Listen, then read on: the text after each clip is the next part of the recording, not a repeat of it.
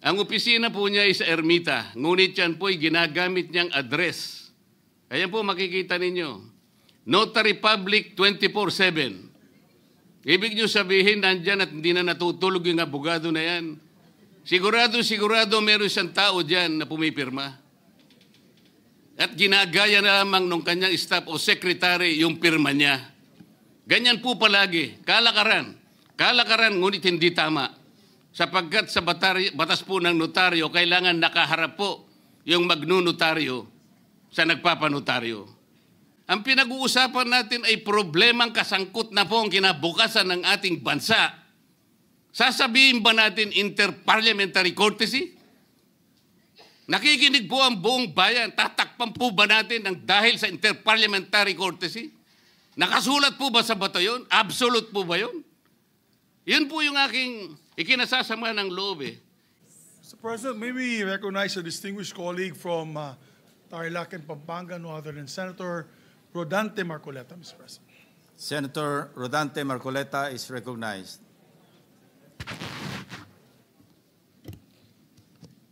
Marami pong salamat, Mr. President.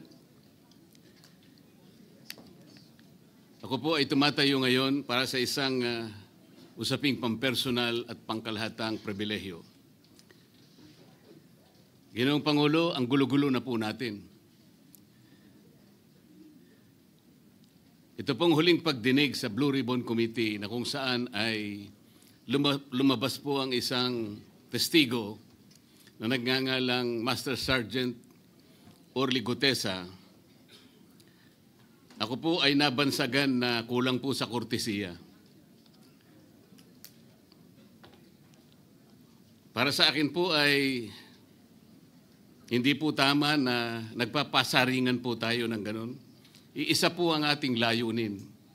Hindi po tayo magkakalaban sa layunin na matuntun po natin ang pinaka-problema kung bakit nasadlag po ang ating bansa sa ganitong kalagayan. Hindi ko naman po kasalanan ako po'y hanapin ni Sergeant Gutesa. Hindi ko po siya kilala eh. Hindi ko po kasalanan kung ako po ang hinanap niya at hindi iba. Nung pong makita ko po yung kanyang salaysay, ang sabi ko lamang po sa kanya ay, kung malakas ang loob mo talaga at naniniwala kang dapat mong gawin ito para sa iyong bansa, dalawa lang ang pwede mong gawin para sa akin. Ipanotaryo mo yan at kung malakas ang loob mo, bukas ng umaga bago mag-alas 9, kailangan nandun ka na sa Senado. Alam po yung notaryo, para sa akin lang po yun eh. Gusto ko lamang siyang testingin kung talagang totoo nga ang kanyang mga gustong banggitin. Ang pinakamahalaga po ay haharap siya, tatayo, at susumpa sa kalagitnaan ng pagdinig. At doon ay pakikinggan natin. At doon ay sama-sama natin siyang i-interpolate. Tatanungin. Nakita naman po ninyo kung paano niya sinasagot ang bawat tanong. Walang pag-aalinlangan. Siya lamang po ang natatangi na testigo na kumonekta sa pangalan ni Saldico at Martin Romualdez. Wala nang iba. Ngayon po siya ay naharap sa napakaraming pasaring din. Bakit po ako ay walang kortesiya? Hindi po ba ako ay humingi ng panahon sapagkat hindi ko naman po alam kung talagang darating siya nung araw na yon, kaya hindi na po ako nagsabi. Gusto ko talagang paniwala ang darating siya. Dumating nga po siya, kaya ko siya inilabas. Pero kung pag-uusapan po ay kortesiya, balikan po natin ang mga nangyari.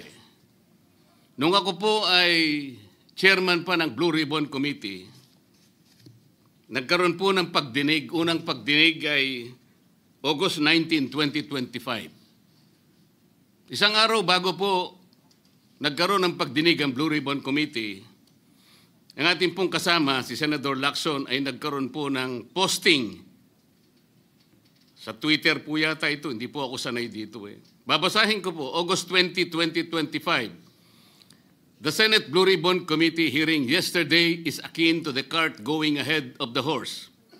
Had the cart waited one day, it would not have missed the details of the truth about the many substandard ghost projects and more that will be exposed in my privileged speech today. Yun po ba ay courtesy din? Sa akin pong palagay, hindi dapat po nagkaroon ng ganitong pagpapasaring. Alam ko po ba kung sino-sino ang tatayo para mag-deliver ng privilege speech? Matagal ko na pong sinabi noon kung kailan po ang pagdinig. Wala po akong itinago. Ngunit kung sasabihin na kung naghintay kami ng isang araw, ay mas marami pa sanang mga detalye at katotohanan ang naihayag. Hindi po ba sinabi ko sa inyo noon, mismong Pangulo ng Republika ng Pilipinas ang nagbigay sa akin ng USB na nandun po lahat ang mga proyektong pinaghihinala na ghost projects.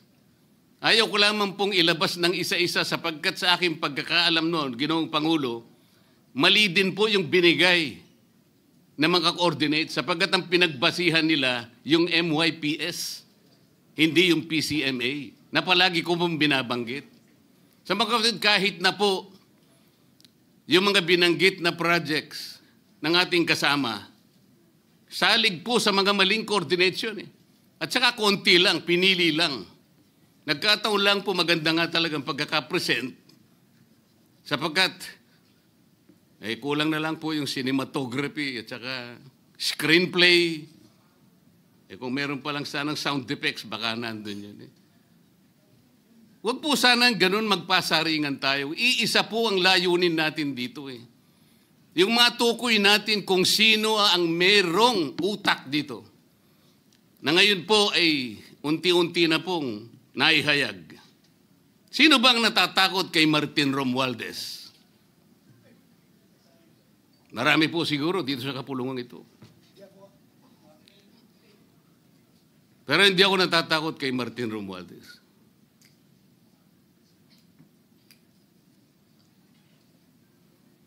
Ngayon po, kino-question po yung notarization ng statement ni Gutesa. Dahil yung babae po, yung abogadong babae, nag-notarize, tinalikuran po niya ang yung kanyang signature, yung kanyang pirma. Nandyan po ba yung assistant natin para ipakita po natin? Ayan po yung huling bahagi ng dokumentong ninotaryo doon sa opisina ng abogadang babae na ngayon ay tinatalikuran niya ang kanyang pirma. Doon sa right side po, ayan po yung ninotaryo sa dokumento ni Gutesa. Yung kaliwa po ay iba pong dokumento. Tingnan po ninyo yung pagkakahawig. Ibig po ba ninyong sabihin, Ginoong Pangulo, yun pong notarial details, na yun po yung kulay blue, na kung saan nandyan yung PTR, nandyan po yung MCLE number, nandyan po yung kanyang roll number, yung kanyang address. Nakuha po ba ni Gutesa mula sa opisina ng abogada at in-stamp niya? Pagkatapos po yung detalye na nasa bandang kaliwa na kung saan makikita nyo document number, page number, book number, series of 2025. Makukuha po ba ni Gutesa mula sa libro, mula sa notarial register ng abogado? Paano niya makukuha? Tingnan po ninyo yung kabila, ganun din. Bakit po natin hahanapan ngayon si Gutesa at sasabihin pa natin dahil lamang tinalikuran ng babaeng nagnotaryo ang kanyang pirma? Pangkaraniwan na po kasi, Ginoong Pangulo, kahit pumunta kayo sa maraming lugar na kung saan nagnotaryo, hindi nyo po makikita roon ang abogado. Iaabot nyo lang sa kanyang papel ninyo, pagkatapos isosoli niya sa iyo, pagkatapos nyong magbayad, itatanong po ba ni Ginoong Gutesa, bago siya umalis, tatanungin po ba niya doon sa babaeng kausap niya kung sino man yun, Madam, kayo po bang may pirma nito? Wala pong ganun eh. Ngayon, kung tatalikuran po ng abogado na yon ang kanyang pirma, ako na po mismo ang magdidirect ng prosecution sa kanya para ma-disbar siya. Sapagkat ginagamit po niya yung opisina na yon. Pakita po ba natin, pwede po nating ipakita yung opisina, yung kanya, ayan po yung kanyang lugar. Ang opisina po niya ay sa Ermita, ngunit yan po ay ginagamit niyang address. Ayan po makikita ninyo. Notary Public 24/7. Ibig niyo sabihin, nandyan at hindi na natutulog yung abogado na yan. Sigurado meron siyang tao dyan na pumipirma. At ginagaya na lamang ng kanyang staff o secretary yung pirma niya. Ganyan po palagi. Kalakaran. Kalakaran, ngunit hindi tama. Sapagkat sa batas po ng notaryo, kailangan nakaharap po yung magnunotaryo sa nagpapanotaryo. Bakit po niya ngayon sinabi na hindi niya pirma yon? Maring hindi niya pirma. Ngunit, tinayaan niya kung sino man ang taong iyon na ipirma yung dokumento. Kagaya po ng nasabi ko, naging academic na po yung notaryo. Sapagkat ang tao ay tumayo sa ating kapulungan. Binasa niya yung kanyang statement. Yung mga bayarang media nga po, sinasabi pa eh. Kino-coach ko pa eh. Bakit ko binabasa pala niya ay Xerox copy kaya may naputol sa baba? Gusto ko lamang pong ma-record ng totohanan. Dahil doon sa umpisa po niya, merong isang linya po siyang nalaktawan. Alam po ito ng mga kasama natin na sinusundan po habang binabasa namin. Doon sa pangalawa po, 2 linya naman po ang nalaktawan niya. Kaya gusto ko lamang pong maging maayos ang pagre-record ng kanyang statement. Ano po sabi ng mga bayarang media? Hindi ko naman po nila lahat. Kaya ako po hindi nagpapa-interview sa kanila eh. Alam ko po ang karakter ng ating media ngayon. Nakakaawa na po ang kalagayan. Binanggit na po ng dating Senate President ang nangyari do sa statement ni Diskaya. Siya ang kauna-unahang nagbigay ng statement na kung saan binanggit ang 17 congressmen. Ngunit nakakapagtaka. Hindi na po natin tinutuntun yung 17 na yun. Kagaya na nga sinabi ng Senate President, napupunta na, natutuon na yung pagtuntun sa mga kasama natin dito. Bakit po? Natatakot ba tayo kay Martin Romualdez? Siguro po, yung iba sa inyo natatakot. Ginoong Pangulo, naghalo na po ang balat sa tinalupan. Bakit po? Ngayon ko lamang po nakita sa pagdinig ng Blue Ribbon Committee. Nandun po yung Justice Secretary. Hindi pa po natin natatapos na pagtatanungin yung respondent, yung resource person, na tayo po ang merong legal and physical custody. Hindi ko maintindihan kung bakit dadalhin niya sa kanyang opisina at pagbalik niya, meron na siyang supplemental affidavit. Ano po ba itong nangyayari sa atin? Meron na ba tayong alituntunin? Meron na ba tayong agreement sa pagitan ng DOJ at ang pag-imbestigang ginagawa natin sa Blue Ribbon Committee? Hindi ko na po maintindihan kung ang Blue Ribbon Committee is the investigative arm of the Department of Justice. Ang sabi ko po nung nasa ikalimang pagdinig pa lang tayo, sapagkat nakikita ko na po ito, kaya po naghangad pa ako sa ating chairman no na sana'y paraanin niya ako, meron lang akong gustong isang guni muna at pag-usapan sana muna. Eh, hindi naman po ako nabigyan ng pagkakataon kaya nagkaroon pa po ng konting sagutan doon. Ito po yung gusto ko sanang ayusin muna, pag-usapan muna natin. Lalong-lalo na po ang kaugnayan natin sa bagong tatag na ICI, Independent Commission on Infrastructure. Ano po bang ugnayan natin dito? Hindi po ba tayo mag-uusap muna? Hindi ba tayo gagawa ng regulasyon muna? Meron po tayong mga doktrinang isinasaalang-alang. Nasaan na po ang institutional boundaries? Nasaan na po ang separation of powers? Nasa na po ang system of checks and balances? Di ba natin isasaalang-alang ito? Dadalawang tao lamang po ba ang mamamagitan sa pagitan ng mga institusyon na ito? At mawawala na po kami sa picture? Are we supposed to be kept in the dark, Mr. President? Yung po, kung mo ba sinabi ng ICI na isa sa kanilang mga poder, kapag ka nag-request po sila, makakakuha sila ng impormasyon sa House of Representatives, sa Senate, sa Korte, sa Sandigang Bayan, at kahit sinong otoridad. Ibig ba sabihin wala na tayong opsyon na tumanggi? Kailangan po natin pag-usapan muna yon. Ang nangyayari po sabog-sabog na po eh. Baka nga yun ang isang dahilan kung bakit nag-resign po yung advisor na si Mayor Magalong ng Baguio. Yung pong mga pasaring, ito po yung nakakapagbigay sa atin ng hindi naman kailangang pag-aaway-away o pag-aalitan. Hindi po maganda sa ating panig ito. Tingnan lamang po natin yung interview sa DCMM ng ating kasamahan, chairman ng Blue Ribbon Committee, ng mga host ay si Victoria Tulad at si Christian Yosores noong September 28, 2025. Ang tanong po nila, ilang hearings pa ang nakikita ninyong gagawin ninyo? Ang sagot po ng ating kasama, Senator Lacson, yun ang hindi ko pa masabi. Dahil kung may bagong lumalabas na mga testigo at masustansya yung sasabihin, meron pang mga kakulangan na dapat na mapunuan, magtawag tayo ng pagdinig. Tama naman po yun. Pero ito pong pangalawang saknong, ang sabi po, pero kung paulit-ulit lang at masa-sidetrack o kaya palihis yung direksyon ng inquiry, yun ang i-assess namin kasi medyo lumihis na. Ano po yung lumihis? September 28, dito lumabas si Master Sergeant Orly Gutesa. Lumihis po ba o dumiretso?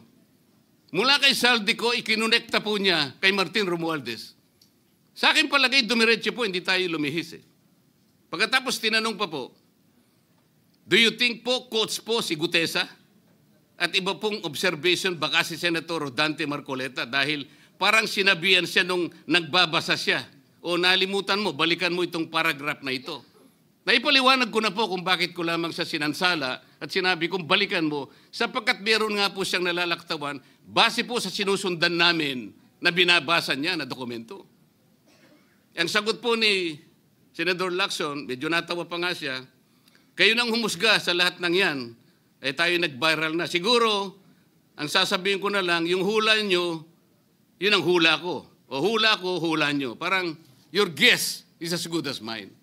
Hindi po maganda yung inference eh. Parang lumilitaw, kinots ko eh. Bilang isang abogado, magmula po nung ako'y maging abogado, inisip, hindi ko po ginawa yung mga bagay na ito. Kumisan nga ako eh.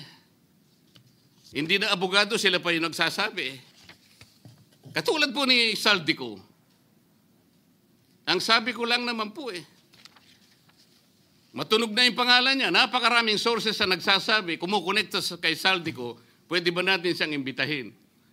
Ang sabi po, hindi na raw siya imbitahin because of interparliamentary courtesy. Ang sabi ko po, ang interparliamentary courtesy hindi po nalalabag kung iimbitahin lang siya. Halimbawa, invitation letter lang. Nagawa ko po yun kay Congressman Toby Chanco. Voluntaryo po yun eh. Kung darating siya, salamat. Kung hindi siya darating, okay lang. Ngunit, ang pinag-uusapan natin ay problemang kasangkot na po ang kinabukasan ng ating bansa. Sasabihin ba natin interparliamentary courtesy? Nakikinig po ang buong bayan. Tatakpan po ba natin ang dahil sa interparliamentary courtesy? Nakasulat po ba sa bato yun? Absolute po ba yun? Yun po yung aking ikinasasama ng loob eh. Hindi po tayo dapat mag-away-away. Iisa po ang ating layunin. Ang ating bansa ang pinaka-importante sa ating lahat. Bakit po kinakailangang ilihis natin? Bakit po tayo gagawa ng paraan para pagtakpan po natin ang hindi dapat pagtakpan? Ginoong Pangulo, ngayon po'y masasabi ko, si Master Sergeant Orly Gutesa ay mas credible pa po kaysa sa marami sa atin dito sa kapulungan ito. Si Master Sergeant Orly Gutesa, mas matapang kaysa sa mas marami dito sa ating kapulungan. Maraming salamat po, Ginoong Pangulo. Thank you, Senator Marcoleta. Majority Leader.